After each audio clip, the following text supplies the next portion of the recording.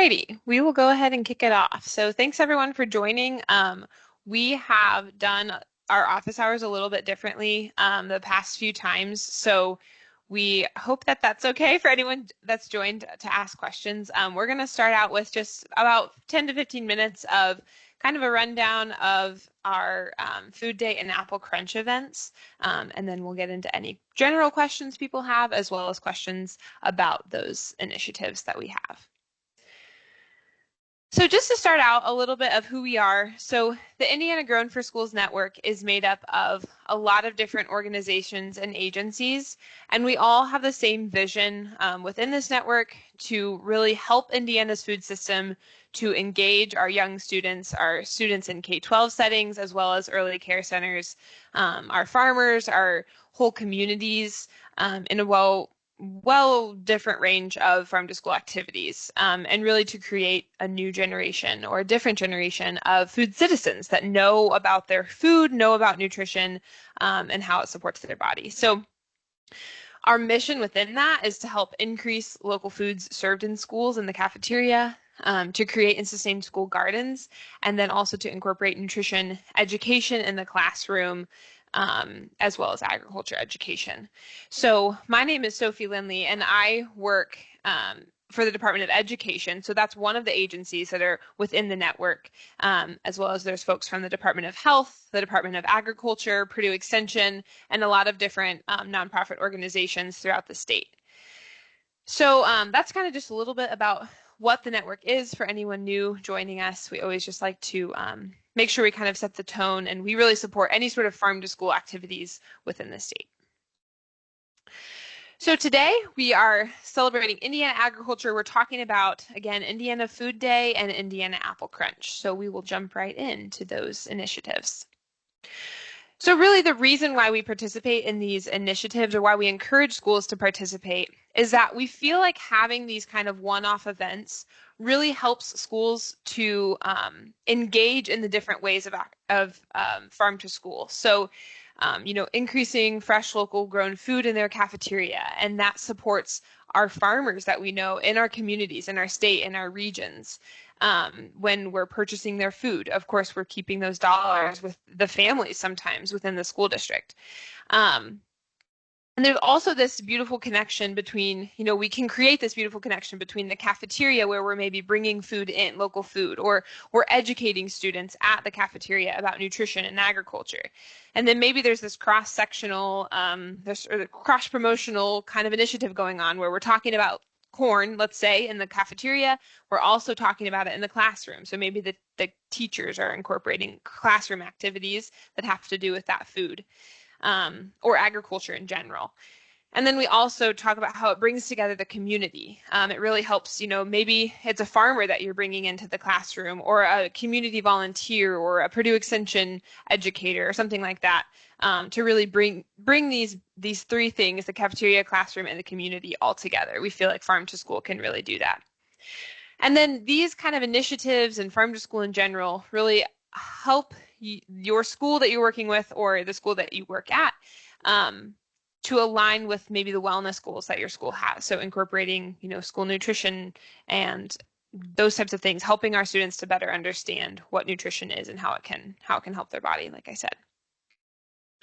All right, so specifically today, like I said, we're talking about first Indiana Food Day. So what Indiana Food Day is essentially, we have celebrated it in Indiana for about 13 or 14 years, I think, and we pick a different food every year to celebrate. And what we're really doing is wanting to promote this food, help schools to educate about the food, help schools to bring in the food locally into their cafeteria.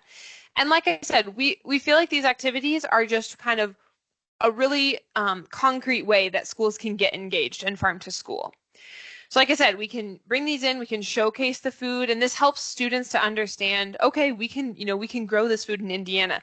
Of course, this year we're talking all about corn, and so a lot of students probably know that we are really known for corn in Indiana. But maybe, it's educating students about, oh, there's sweet corn, and there's popcorn, and there's field corn that might be used for other products, right? So yeah, just giving you the tools that you need to educate all about this product. So both bringing it into the cafeteria as well as making that classroom connection, either through about nutrition or agriculture or the food system in general. So when is Indiana Food Day? That's a common question that we get.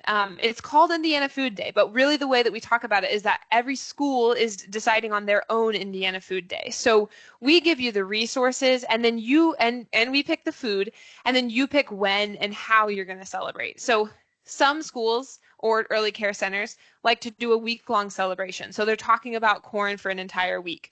Some schools just pick a specific day. Maybe they're just serving corn on a certain day, and that's their way of participating in Indiana Food Day.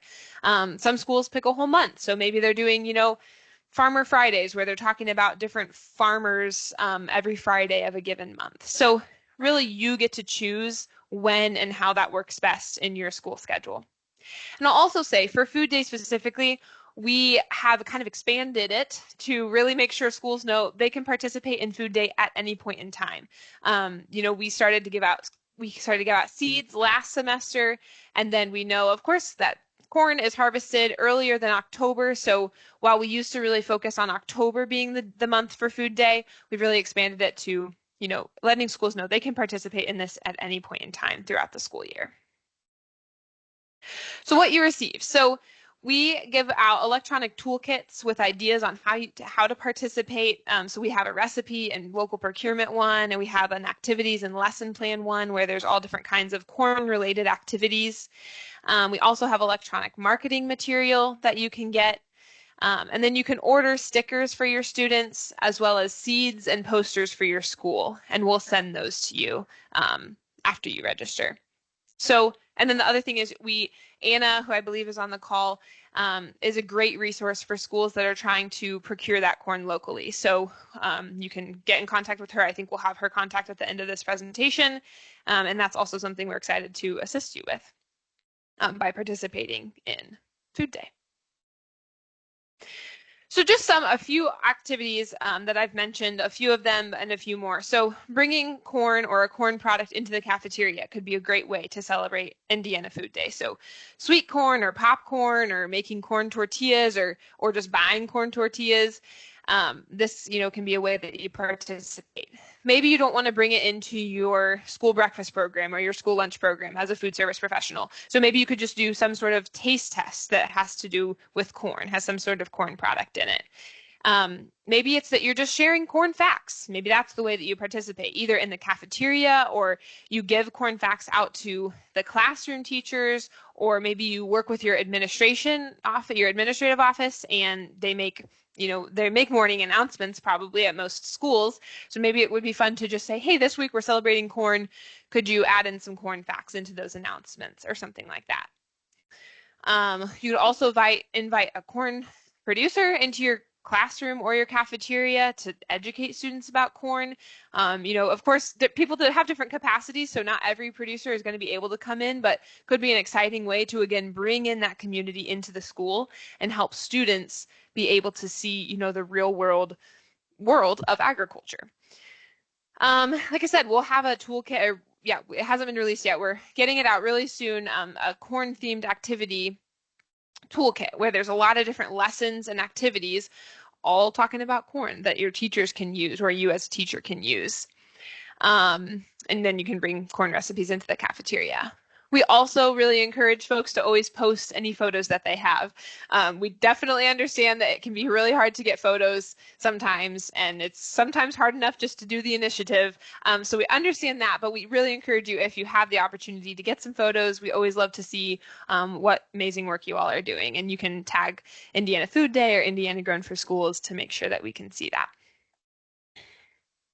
So here are just a few examples of some schools that have participated in the past. As you can see here, this school brought in some local meat when we were celebrating protein for Indiana Food Day. They decorated their cafeteria in a beautiful way. They brought in local protein. So this was their way of celebrating Indiana Food Day. We also have Nineveh Hensley Jackson District.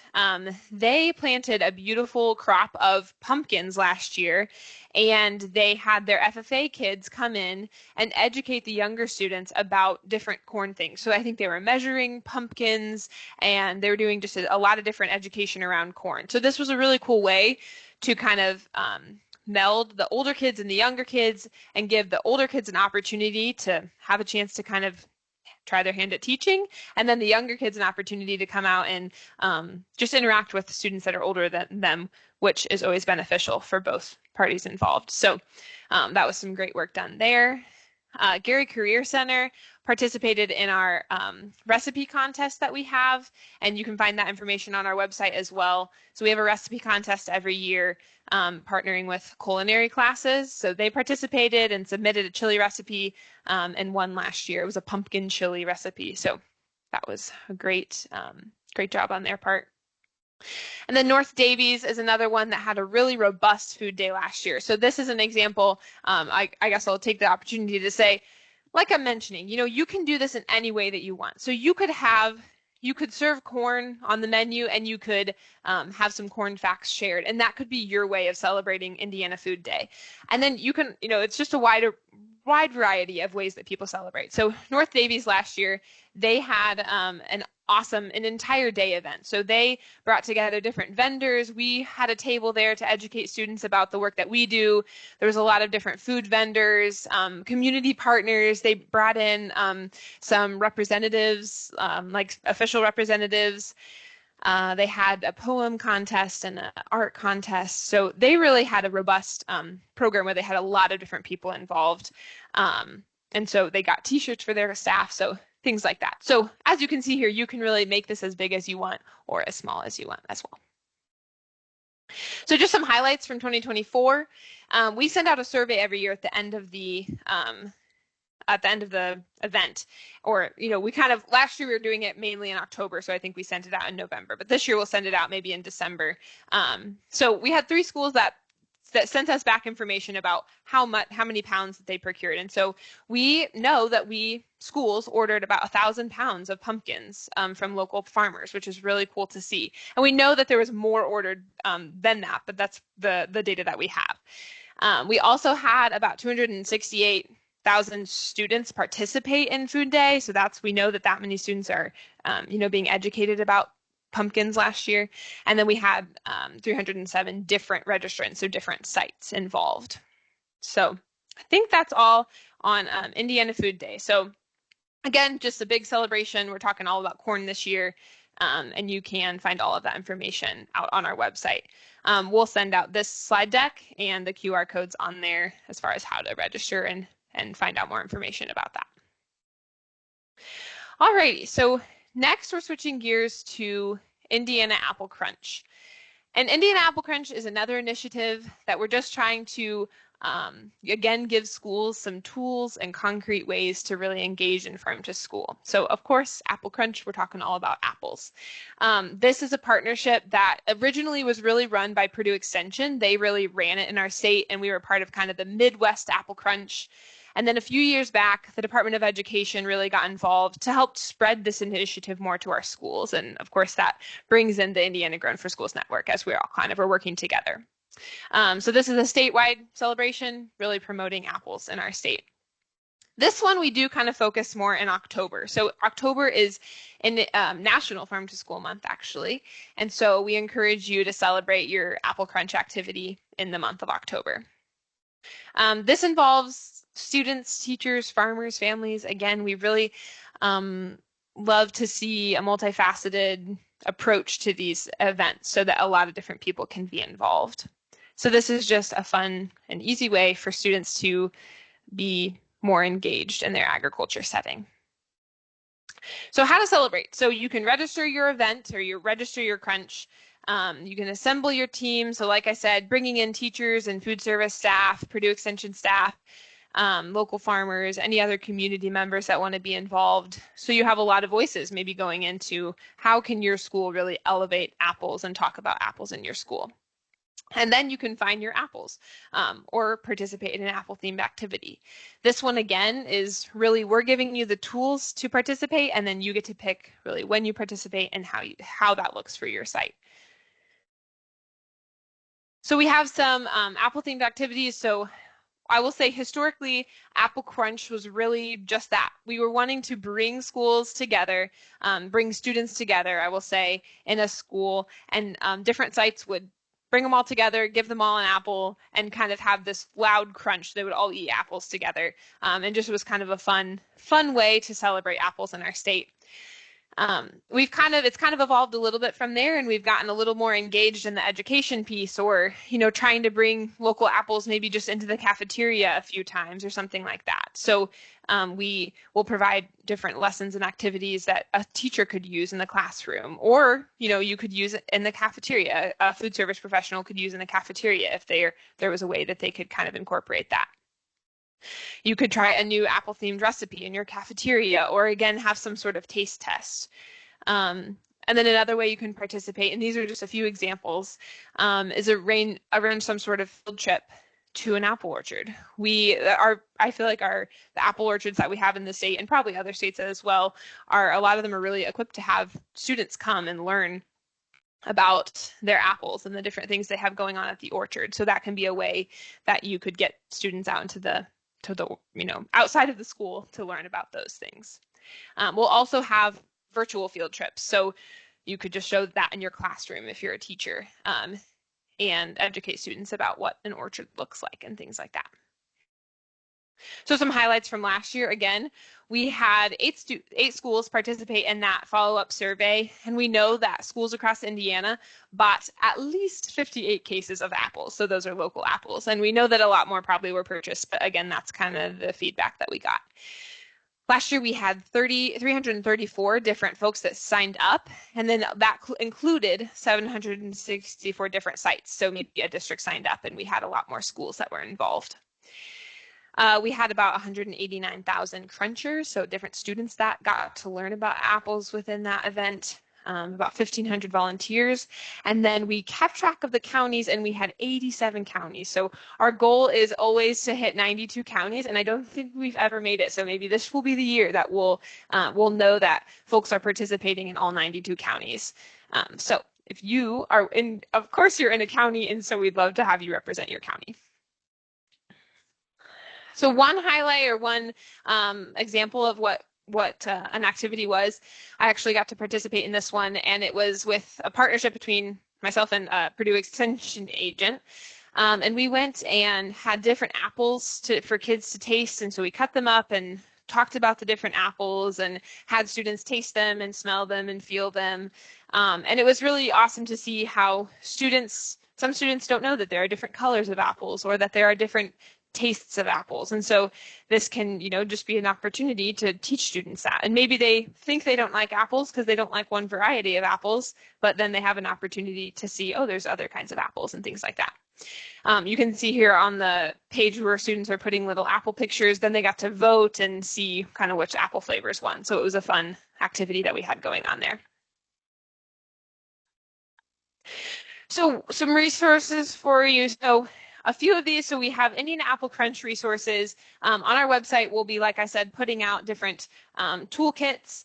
And then we also have Harvest of the Month resources that you can find actually on our website. So we have a Harvest of the Month database, and it has a plethora of different resources about a lot of different products, including apples. And then the same will be done for corn as well. So we'll have toolkits that are specific to Food Day, and then you can also find more Harvest of the Month resources on our database. Brandon, did you have a question, or did someone have a question? Okay. No, I think there was just a lag on the slides, so I was just going to let you know, but it's all caught up now. Oh, shoot. Okay. Thank you. You're good. No worries. Alrighty, and then lastly, we always encourage you to share your story. So let us know what you're doing. We love to hear the different ways that people are participating in these initiatives. One of the big things we see value in having this network is that we can share the story. We can, we can learn from one another. We can help schools that want to participate more in Farm to School learn from those that are participating in Farm to School a lot. So please let us know how you're participating, and if you have photos, we'd love to see them so we can really just continue these initiatives and help others to learn from one another. Alrighty, so we will open it up for discussion and questions. If folks have plans of what they're doing this year, we'd love to hear it. If you need specific support or questions about any of these events, we would love to hear that. And then, like I mentioned, if you came today and you have a very specific question that you need answered that is not about these events, we would love to hear that as well. Thanks so much. And I will leave this slide open just for a few minutes here so you can write down our emails if you don't already have them. With that, I'll open it up.